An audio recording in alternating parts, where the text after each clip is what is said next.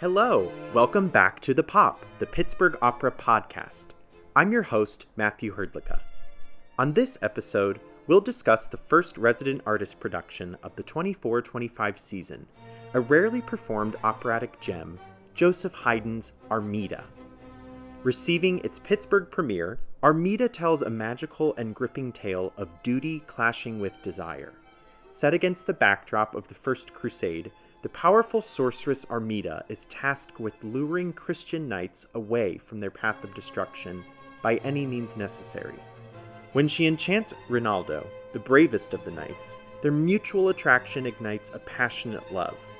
But as the brutal war rages on, the pair face an impossible question. Can their love endure in the chaos of conflict? As the saying goes, all's fair in love and war. I'll sit down with director and resident artist alumna Haley Stamats to dissect the epic story of Armida. Haley Stamats. Hello, hello, hello. Back again. Yes. You were my first ever guest. That's year. Right. That's right. Yeah. Oh my God. Yeah. That's so And right. it's kind of hilarious to me. That's the unpublished, the lost episode of The Pop. Oh my God. Something happened. I can't remember. I had just sort of started this and was trying to figure it out. And then it never. So there is a lost episode of The Pop out there. We like a little mystery. I know. We love it. But we're so glad you're back. Yay. It feels good to be back. Yeah. It feels very much like home. Yeah. For sure. But it's been a crazy fall. What have you been up to? Oh man, well, I finished out here last May. I graduated. Yes, you did. And then I associate directed a Florencia San Jose opera. Gorgeous production. It's a gorgeous production for sure. I directed at Arizona Opera's New Works Festival. I was at Wolf Trap this summer. Assistant directing Cozy and Silent Night there. And then I have been busy with a full season of directing gigs. Booked, yes, as they say. Makes me very happy. I did 2 Bohèmes back to back. It's my season of Bohèmes. Yes. Spending a lot of time in the garret. Yes.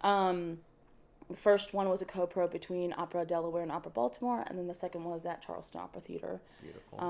And now I have a very wonderful break from Bohème to direct Haydn's Armida here at Pittsburgh. This small, simple... No.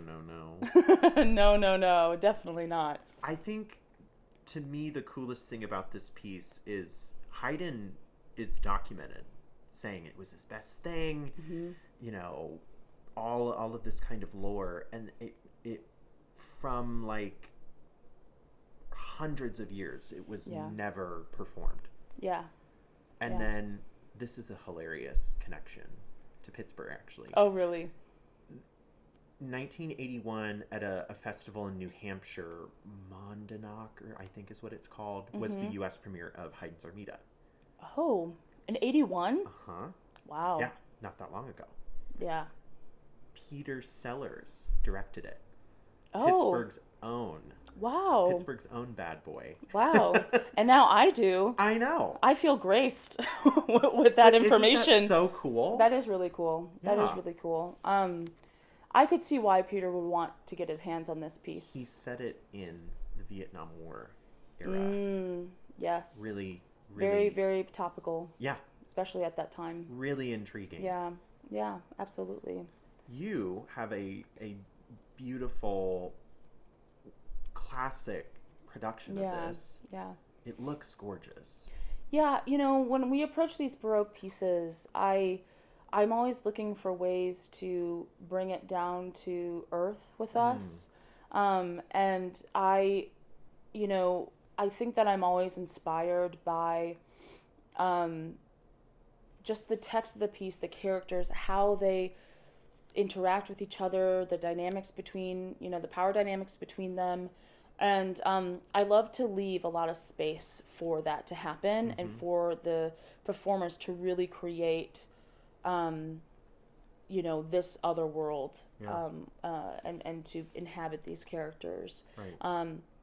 And so, she's a sorceress, and niece to the king of Damascus, King Idreno. And, she's a sorceress with magic and She's power. Really an amazing character. She really, really is. Because, she's in a position of power. People look to her to advise, to, to really lead, be a leader among men. Very influential. Very influential. And yet she has this vulnerability to her, and at times like insecurity about her too, which makes her so human. And I think that's a really interesting thing to have, and to portray on stage. We have this woman of power. She's sorceress, seductress, but she's a seductress who fell in love. Right. And here we are now. She's so deep and complex, and she's not a maiden or a mother or a martyr, but she is. Love that. Yeah. She is who she is, and I just think that, especially in the operatic canon, we don't.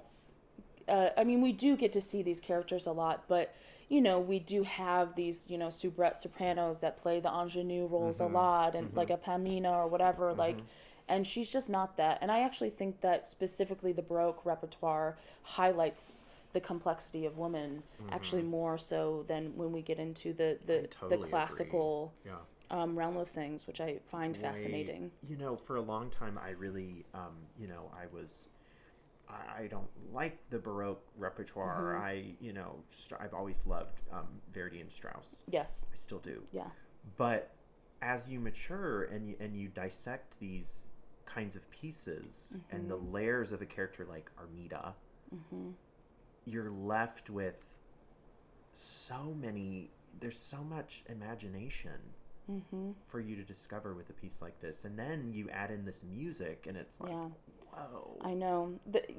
For me... It's a playground, really. Oh, it totally is. We're always trying to find the pacing of it with all the rest of it. We're always trying to find that kind of contrasting way to play out the scene between two characters. And it is hard, I think, people coming to Baroque opera for the first time, our ears are not in tune to the musical modes that are used at that time. But once you allow yourself to really have this sonic experience wash over you, you will really, really enjoy the beautiful tension and drama and emotion that comes out of pieces of this time.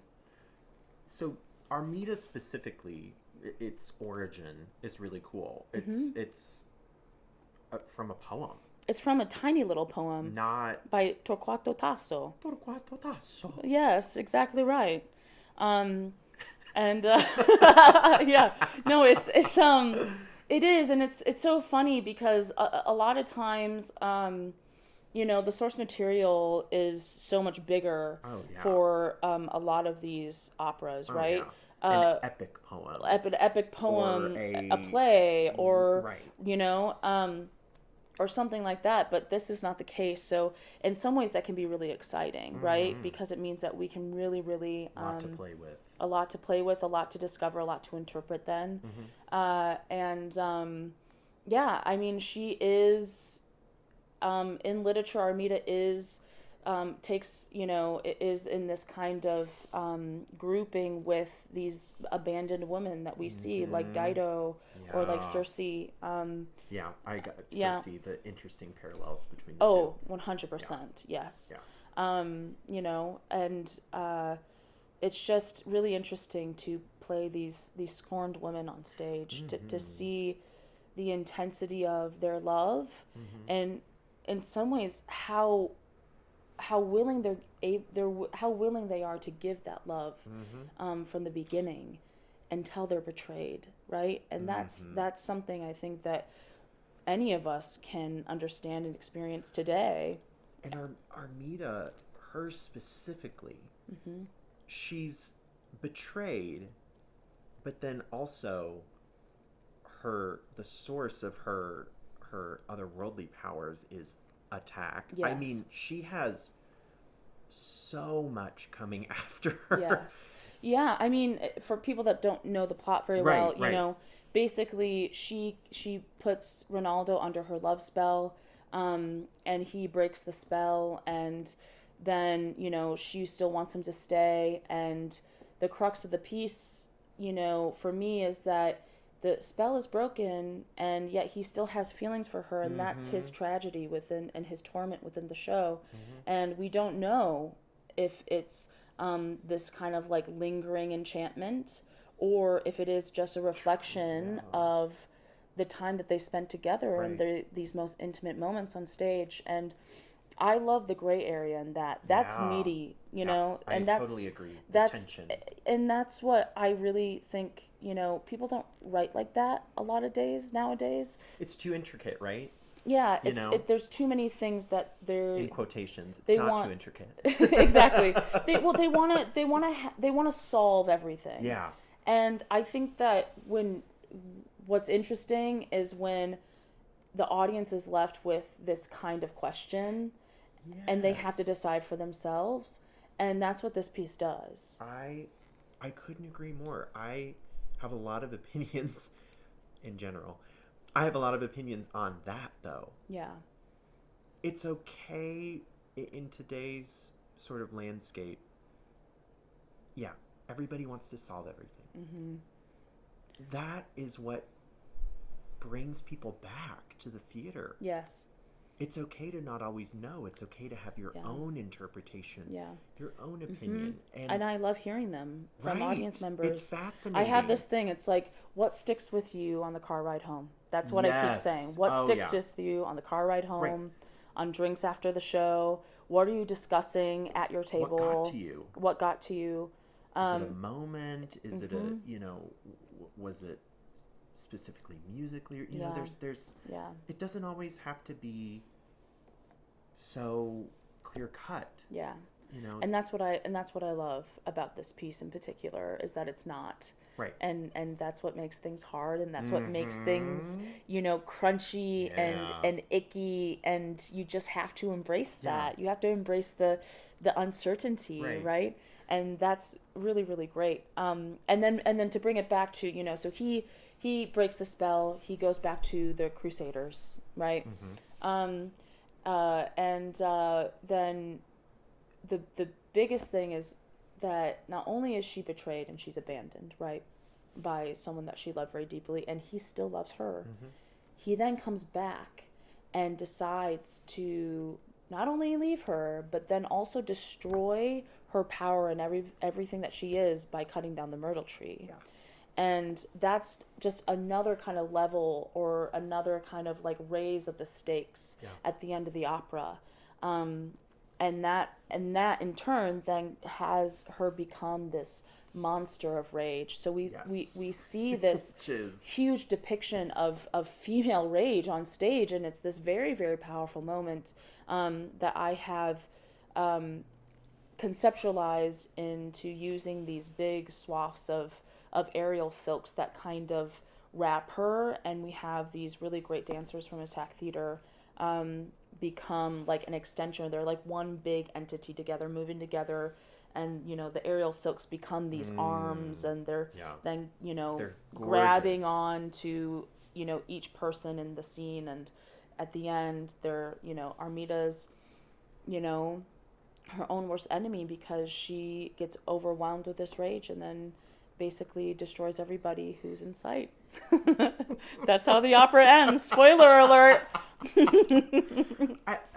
But it's just the layers of drama and tension in this story. Yes. It's really, I mean, there's a reason why, and to be transparent, I have the list in front of me because it's too many. Yeah, I know. Monteverdi set this. All of these people have set operas their own version of Armida. Monteverdi, Jean-Baptiste Lully, the infinite French Baroque composer. Handel used the title Rinaldo, interestingly enough. Vivaldi, Salieri, Gluck. Rossini's is really, given the time it was composed, really crazy vocally. But it's such a fascinating story. It is. There is so much to do with it. And then you add this music is so terrific. I have loved listening to this music. Yes. It's so emotional. It really is. And there's a trio. There are never... I know. And it's an expansive trio. I mean, it's so... Yes. That is another... And there's so many things happening, especially with the way that we've staged it. There's just so many different layers that we have added with the staging and using the music to physicalize everything. And that it's just so engaging to watch. Yeah. Well, all the reports out of the rehearsal room. Because imagine that. I sit at my desk right outside the door to the music and rehearsal wing. And people stop by and, imagine that. Yes, imagine that. All the reports are, we're having fun. We're discovering this together. Talk to me about, we've talked about all the intricacies and layers of this piece. Yes. Talk to me about how you put together, because there has to be an order to the chaos, right? Yes. How you put together a strategy for this piece with so many different layers and things going on. It starts with a strong vision, which is my job. I think that it's my most important job. I'm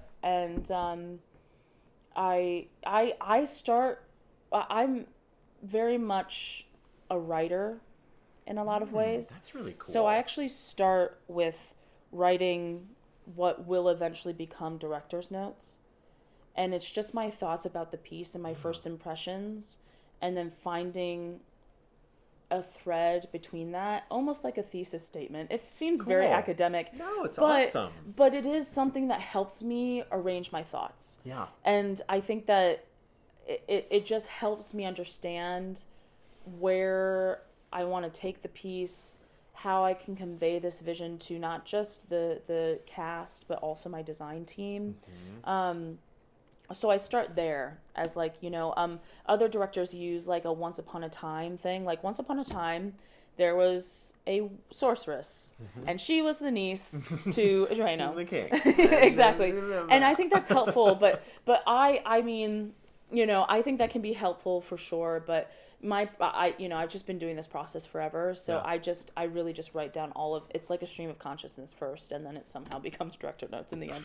But yeah.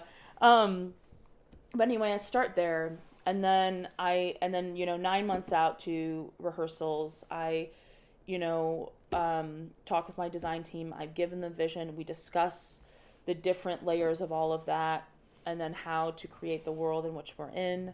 I pose questions to them, some logistical, some more thematic or, creative or something like that. And then, we have the design process. We have great designers from CMU. And then I like to be overly prepared. I think because I came to directing very early, a mentor of mine said that your superpower in the room is to have as much knowledge or more knowledge than anybody else. Because wise words. So I try to just learn everything about the era. So we're set in the Crusades, in the time of the first Crusades. So 1099, right? Yes, Okay. Yeah. Yes. So I researched and read everything that I could about that. There's a great BBC documentary about the Crusades, all of them. because there was like 8 of them. This is the first Lord. one. But, so understanding also the historical context, right, of the piece is super important. And then how does then the drama get informed by that? I also just pre-block everything. So I really sit down with my score, and I have ideas bursting. I have questions about power dynamics. I have like crosses here. I mean, I get pretty specific, and it just honestly helps me learn the piece. I also as a director, because I'm not a native Italian speaker, I coach with an Italian coach, Alan Periello. Shout out, Alan. I know, One he's of my amazing. favorite people. Yes, Hi, Alan. I know. I'll send this to him. But I think that I think that it's super important as a director, as a young director, to know the language of the piece. Absolutely. That singers do it, so we should do it too. And even this specific style of Italian. Oh yeah, so absolutely, old, absolutely, archaic. yes. So all of that kind of preparation really makes me feel like I have a handle on the piece and that I can then lead a room. What an amazing glimpse, because I think so often in opera in general, and then specifically directing and creating a production, people just don't think about all the steps. I mean, it's like walking up the pyramids. Yes. And it takes me at least 9 months to absorb all this information, at least. But it's so essential, right? Because when you're the person that's leading a room and leading a process, and people look to you for answers. So many people. So many different minute details, like the seam length on pants. It's insane. You have to have it right. So it's just, it's crazy. But even more special that you really put who you are as a director was built here with us. It definitely feels very special. During your time as a resident artist. I mean, I it feels so good to be back, and to be back so soon. And I just feel so lucky to have been given 2 shows to direct last year, and then to come back so soon this year to direct this show. It just shows that when you put in the work, people notice. And you guys noticed, We did. And I also think that the other added element of being a director is being a manager of people. You have to be a really great manager of people. You have to know when you have to play your cards right. I really don't think anything can get done or done well when there's vitriol or when there's any of the sort. So I really try to approach it from like a gentle parenting standpoint, to be honest. Not only in the room, but also like in terms of my production design team as well. And I just like to have fun in rehearsals. I really do. I like to laugh. I like to leave room for laughter while we're working. We were actually staging this end of Act 1 duet, and it's a bunch of intimacy staging, right? Which can be super focused, but we were really having fun while doing it, because they have all this coloratura, and they were singing at each other in that moment. We were trying to figure things out, and it was hilarious. You know what I mean? So it's just finding moments like that is just so essential and important. And it makes people want to buy in as well to the production that you're trying to put together.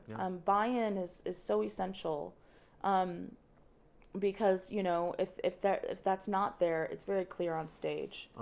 So I'm grateful to be back and to be having a good time. I'll ask you one final thing. Yes.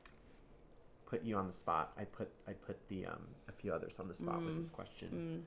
One adjective to describe Armida. I think the word for me is intensity, because I think that intensity has very different layers. So I think Armida is very intense. Her circumstance is very intense. We're in war. I think that intensity can be a really great thing because it can denote passion, it can denote loyalty, it can denote heroism, it can denote all of these great things, but then it can also denote aggression and abrasiveness and loneliness and insecurity. And so I think that that's kind of this umbrella term that encompasses all the emotions from all the spectrums of the piece. That's really cool. Makes sense to me. Good. Well, in your busy schedule, thank you so much for sitting down with me. So much fun. This episode will not be lost. Yay! Everybody will listen. And I can't wait to see it come to life this coming week. So me too. Yay. Thanks, Matthew. Thank you. Thank you for listening to The Pop, the Pittsburgh Opera podcast. A special thank you to my guest, director Haley Stamats. Performances of Armida at Pittsburgh Kappa Downtown run January 25th through February 2nd. For more information, please visit pittsburghopera.org. To help Pittsburgh Opera continue to bring great stories to life, please consider making a gift at pittsburghopera.org/give now. Thank you for listening. See you at the opera.